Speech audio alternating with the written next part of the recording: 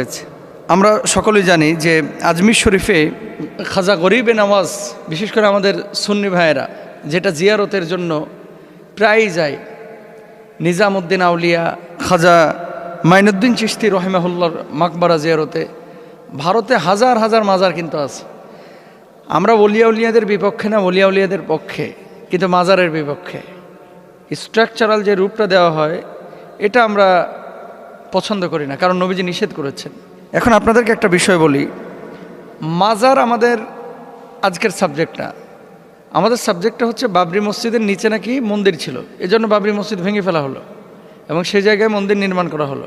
আচ্ছা, এই যে আজমির শরীফের নিচে যে দাবি করা হচ্ছে মন্দির, তারা কি বলতেছে যে মুসলিম শাসন আমলে এই মন্দির ভেঙে এই মন্দিরের উপরে এই মাকবারা বা মাজার নির্মাণ করা হয়েছে। আচ্ছা, কোনো মুসলমান সুস্থ মস্তিষ্কের হলে, কোনো মুসলমান যদি সুস্থ মস্তিষ্কের হয়, সে মারা যাওয়ার পরে, তার বাপ মারা যাওয়ার পরে, তার পিস সাহেব মারা যাওয়ার পরে, তার আত্মীয় স্বজন মারা যাওয়ার পরে, কোনো ব্যক্তি কি আছে যে আমার এই আত্মীয়ের লাশটাকে নিয়ে যে আমি মন্দিরে দাফন করি? জীবনও তো এটাকে কোনো মুসলমান করবে না। এখন তারপরেও যেহেতু বলা হচ্ছে, দাবি করা হচ্ছে যে এটার নিচে মন্দির ছিল, এই জন্য এটাকে ভেঙে এখন নতুন করে আবার মন্দির বানানো হবে, মাজার টাজার এখানে রাখা যাবে না। কোথা থেকে এটা আসলো দেখেন। ভারতের বিখ্যাত মাজার আজমির শরীফের নিচে মন্দির আছে দাবি করে আদালতে পিটিশন দায়ের করেছে দেশটির উগ্রবাদী হিন্দুবাদী সংগঠন হিন্দু সেনা। চলতি বছরের সেপ্টেম্বরে এই পিটিশন দায়ের করার পর আজমিরের একটি আদালত দাবিটি খতিয়ে দেখার নির্দেশ দিয়েছে। আদালত খতিয়ে দেখার নির্দেশ দিয়েছে যে এটার নিচে আসলে মন্দির আছে কিনা। বাংলাদেশে কোনো মন্দিরের ব্যাপারে যদি কোনো মুসলমান আদালতে এটা যদি নেয়, আমার বিশ্বাস আদালত প্রথমে এটাকে নাকচ করে দেবে, কেন এটা তদন্তের কিছু নাই। কোনো মুসলমান যদি এরকম করে ওই হিন্দু সেনার মতো, যে ঢাকেশ্বরী মন্দিরের নিচে আমাদের মসজিদ আছে, ইবলিস হাসবে। জমিনটা আল্লাহর, কিন্তু এই মন্দিরের নিচে মুসলমানের মসজিদ থাকবে কেন? আচ্ছা, এখন আপনারা বলবেন মুসলিম শাসন আমল ছিল, এই জন্য এখানে মন্দির টন্দির ভেঙে মুসলমানরা মসজিদ বানিয়েছে, মাজার বানিয়েছে। ভাই, খোঁড়া খোঁড়া যুক্তি দেখায়া। আচ্ছা, এখানে আরেকটা বিষয় দেখেন মজার, খুব ইন্টারেস্টিং। বলছে যে এখানে মন্দির যে থাকার সম্ভাবনা আছে বুঝলা কিভাবে? হিন্দু সেনার কাছে জিজ্ঞেস করা হয়েছে। ওরা বলছে যে এখানে প্রত্নতত্ন, হ্যাঁ, ওই যে দেখবেন গ্রামগঞ্জে আগে মাটি খুঁড়লে পাতিল পাওয়া যায়, তারপরে ওই যে মূর্তি পাওয়া যায় ছোট ছোট, তারপরে মনে করেন ওই যে আগকার যুগের কয়েন টয়েন পাওয়া যায়, বিভিন্ন এলাকায় বিভিন্ন ধরনের জিনিস পাওয়া যায়।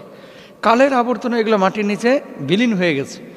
এবং পৃথিবী আপনারা সকলেই জানেন যে এটা পরিবর্তনশীল, মানে ভূমি এখন একরকম আছে, অনেক সময় সাগরের বুকে দ্বীপ থাকে, এই দ্বীপটা তলিয়ে যায়, আবার দ্বীপ জেগে ওঠে, আবার এলাকাগুলোর পরিবর্তন হয়ে ভূমিকম্পে ধসে যায়। আমি মিডল ইস্টের বহু দেশে দেখেছি, যে যেমন তুরস্কেও দেখেছি, পুরো নগর মাটির নিচে চলে গেছে। এখন ওই নগরে যদি আপনি ঢুকতে চান তাহলে মাটি ভেদ করে আপনাকে ভেতরে ঢুকতে হয়, এবং ঘোরাফেরা করা যায়, কিন্তু 1-1.5 কিলোমিটার রাস্তা আছে, মানে পুরো নগরটাই মাটির নিচে চলে গেছে। এখন আপনি যদি বলেন যে আমাদের নগরটা তো এই মসজিদের নিচে আছে, সুতরাং মসজিদ ভেঙে ফেলেন, এটা তো পাগলের প্রলাপ। তো যারা এই কাজগুলো করতেছে এদের উদ্দেশ্য খারাপ। এরা চায় না ভারতের বুকে মসজিদ থাকুক, এরা চায় না ভারতের বুকে মাদ্রাসা থাকুক, এরা চায় না ভারতের বুকে সব ধর্মের মানুষ বসবাস করুক। আমরা যতটা উদার, আমরা যতটা হিন্দু খ্রিস্টানদের ব্যাপারে সহনশীল, ভারতের হিন্দুরা কিন্তু মুসলমানদের উপরে কি এতটা সহনশীল? কয়দিন পরপরই তো গ্যাঞ্জাম বাঁধে এবং মুসলমানদেরকে আঘাত করে। এই ঘটনাকে কেন্দ্র করে আপনারা জানেন, গত কয়েকদিন আগে এক মসজিদে 3 জন মুসলমান সহ প্রায় 6 জন মুসলিমকে তারা হত্যা করেছে।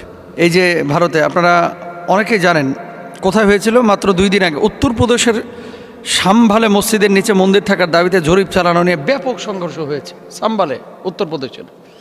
এবং মুসলমানরা ক্ষিপ্ত হয়েছে, তাদেরকে মেরে ফেলা হয়েছে। 3 জনকে, পাখির মতো মানুষকে মেরে ফেলে ভারতের বুকে, আর এরা আবার এখানে আইসা নিজেদের অধিকারের কথা বলে। আমি যে কথাটা বলতে চাচ্ছি, আপনি যদি মুসলমান হয়ে থাকেন অবশ্যই সাদাকে সাদা বলবেন, কালোকে কালো বলবেন। হিন্দু হন, সাদাকে সাদা বলেন, কালোকে কালো বলেন। মুসলমান মারা গেলে কোনো সমস্যা নাই, হিন্দু একটা মূল্য, আরে বাবারে বাবা, সারা দুনিয়ার মিডিয়াগুলো একেবারে ম্যাসাকার করে ফেলে। 6 জন মুসলমানকে যে মারা হলো সাম্বালে, অনেক মুসলমান কোনো প্রতিবাদও করে না। আল্লাহ এদেরকে হেদায়েত দান করুক, বুঝ দান করুক। সাইফুল ইসলাম আলিফের যেই অজানা কথা আপনারা অনেকেই জানেন না, অনেকেই মনে করতেছে উনি আইনজীবী, আবার কিভাবে ইসলামের কর্মী হতে পারে, দিনের কর্মী হতে পারে। ওনার শোনেন, ফেসবুকের যে প্রোফাইলটা এবং স্ট্যাটাসগুলো একজন মানুষের ব্যক্তিত্ব এবং ভেতরের চিত্র কিন্তু তুলে ধরে। ফেসবুকে আপনি যে স্ট্যাটাসগুলো দেন, যে তথ্যগুলো আপনি তুলে ধরেন, একজন মানুষের ভেতরের চিত্র আপনার লেখা থেকে, আপনার প্রোফাইল থেকে এটা কিন্তু বোঝা যায়। উনি দেখেন কয়েকদিন আগে একটা পোস্ট করেছিলেন ফেসবুকে, লিখেছেন কি, ধর্মের নামে এই দেশের একতা ভাঙতে পারবেন না।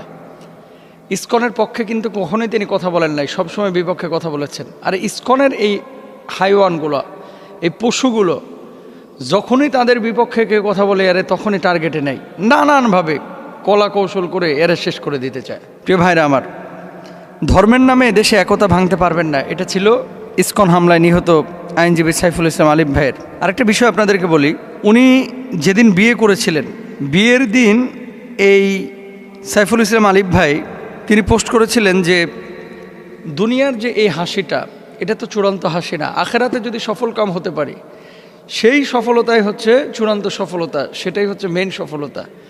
মানে বিয়ের দিন তো মানুষ আনন্দ করে, উদযাপন করে, সেলিব্রেট করে নিজেকে। এই বিয়ের দিন মানুষ পৃথিবীর নতুন একটা জীবনে পদার্পণ করে, তো এই দিন মানুষ খুশি হয়। সেদিন তিনি পোস্ট করছেন কি, যে এই হাসি, এই সুখ, এই সফলতা এগুলো ক্ষণস্থায়ী, আখেরাতের চূড়ান্ত সফলতা যেদিন মানুষ পাবে সেদিনই চূড়ান্তভাবে মানুষ সফলকাম হবে। এই মানুষটার অপরাধটা কি বলেন তো, যে মানুষটাকে এইভাবে হত্যা করা হলো? 2.5 বছরের বাচ্চা এবং আরেকটা নবাগত, এখনো পেটের মধ্যে আছে, এখনো আসে নাই। বড় হয়ে হয়তো বা এই বাচ্চাটা এক সময় বলবে, আমার বাবা শহীদ, আমার বাবা আল্লাহর রাস্তায় তিনি শহীদ হয়েছেন। গর্ব হয়তো বা করবে যে ইসকনের হাইওয়ানগুলো, পশুগুলো, জঙ্গিগুলো আমার বাপকে হত্যা করেছে। সন্তান আপনারও আছে, আমারও আছে।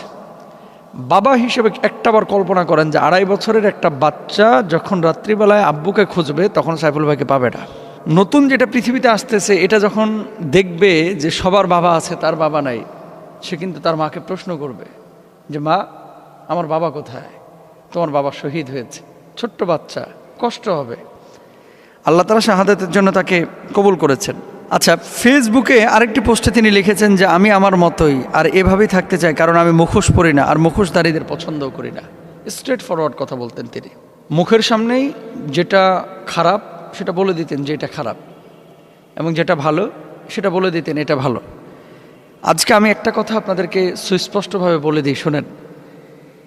সাইফুল ইসলাম আলিফ ভাইয়ের ইন্তেকালের পরেও যদি কোনো মুসলমানের অন্তরের মধ্যে বিন্দুমাত্র ক্ষোভ, ভালোবাসা, আন্দোলন বা প্রতিবাদের ঝড় না ওঠে, জানতে হবে ওটা মুনাফেক। ওটা মুনাফেক। হাজার হাজার আলেম জেল খেটেছে, কোনোদিন একটা বার আলেমদের পক্ষে পোস্ট করে নাই। আর ইসকনের এই যে প্রভু, ওদের প্রভু তো এখন জেলখানায়, জানেন তো, চিন্ময় প্রভু। এই প্রভুকে নিয়ে, এই চিন্ময়কে নিয়ে শত শত মুসলমান দেখতেছি পোস্ট করতেছে। আপনি জানেন তার ব্যাপারে? হিন্দুরা পর্যন্ত তার বিপক্ষে কথা বলতেছে। আপনি কেন বলেন না? চিন্ময়ের নিয়ে হিন্দুরা পর্যন্ত তার বিপক্ষে কথা বলতেছে, আপনি কেন বলেন না? আপনি কি কানা? আপনি কি অন্ধ? আপনাকে বিবেক মরে গিয়েছে? আমাদের সাইফুল ইসলাম আলিফ ভাই বুঝিয়ে দিয়ে গেছেন, আমাদের আবরার ফাহাদ বুঝিয়ে দিয়ে গেছেন কোনটা হক। যদিও আগে থেকে আমরা জানি হক স্পষ্ট আমাদের সামনে প্রকাশ্যে, হক আসার পর কুল জা আল হক ওয়া যাহাকাল বাতিল, সত্য যখন আমাদের কাছে আসে সব মানুষ কিন্তু সত্য গ্রহণ করতে পারে না। এই দুইটা মানুষ বুঝিয়ে দিয়ে গেছে কোনটা সাদা কোনটা কালো। আজকে অনেক মানুষকে আমরা দেখতে পাচ্ছি নিউ ইয়র্কে বসে বসে, ভারতে বসে বসে মুসলমান ইসকনের পক্ষে কথা বলতেছে, ইসকনের পক্ষে কথা বলতেছে, সাইফুল ইসলাম আলিফের পক্ষে কথা বলে না। আল্লাহ এই হাইওয়ানগুলোকে তুমি হেদায়েত দান করো, নসিবে হেদায়েত না থাকলে এদেরকে ধ্বংস করে দাও। দুঃখে কলিজা ফেটে যায় ভাই। দেখেন, ওবায়দুল আকবরের একটি পোস্ট শেয়ার করেন আইনজীবী আলিফ কয়েকদিন আগে। সেখানে লেখা ছিল, ইসকন আর সনাতন এক নয়। হিন্দু একটা ধর্ম, এই হিন্দু ধর্মের অনুসারে অনেক মানুষ আছেন। সনাতন কিন্তু কোনো, আপনার ইসকন কিন্তু কোনো ধর্মের নাম না, ইসকন একটা সংগঠনের নাম। আর এই সংগঠনটা দেশকে উগ্রবাদী, অস্থিতিশীল করার চেষ্টাকারী সংগঠন হিসাবে ইতিমধ্যেই পরিচিতি লাভ করেছে।